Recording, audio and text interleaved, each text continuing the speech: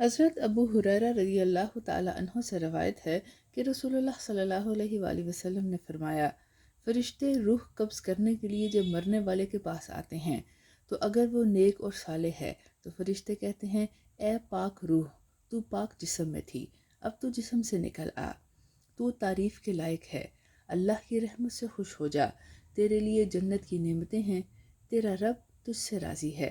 فرشتے مسلسل مرنے والے کو ایسے ہی کہتے رہتے ہیں یہاں تک کہ اس کی روح جسم سے باہر نکل آتی ہے۔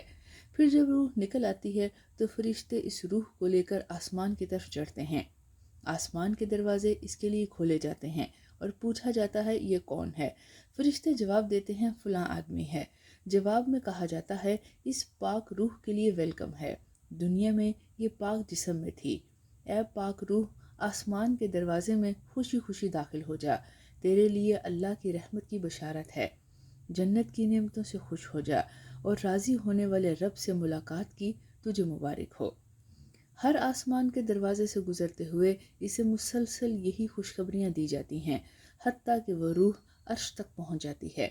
مرنے والا اگر برا ہو تو فرشتے کہتے ہیں، اے خبیث روح، نکل اس جسم سے، تو ناپاک جسم میں تھی، نکل اس جسم سے ذلیل ہو کر، اور اس کو بشارت دیتے ہیں کھولتے ہوئے پانی کی، پیپ کی اور بعض دوسرے عذابوں کی۔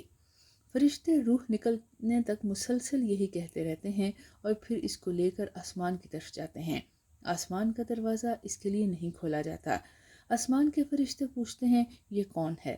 جواب میں کہا جاتا ہے، فلاں شخص ہے۔ آسمان کے فرشتے کہتے ہیں، اس ناپاک روح کے لیے جو ناپاک جسم میں تھی کوئی ویلکم نہیں، اسے ذلیل کر کے واپس بھیج دو۔ آسمان کے دروازے ایسی خبیث روح کے لیے نہیں کھولے جاتے، چنانچہ فرشتے اسے آسمان سے ہی نیچے پھینک دیتے ہیں اور وہ قبر میں واپس آ جاتی ہے۔ رواہ ابن ماجہ۔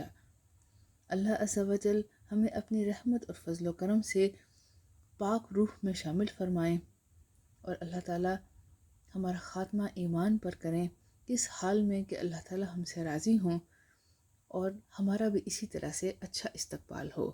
آمین۔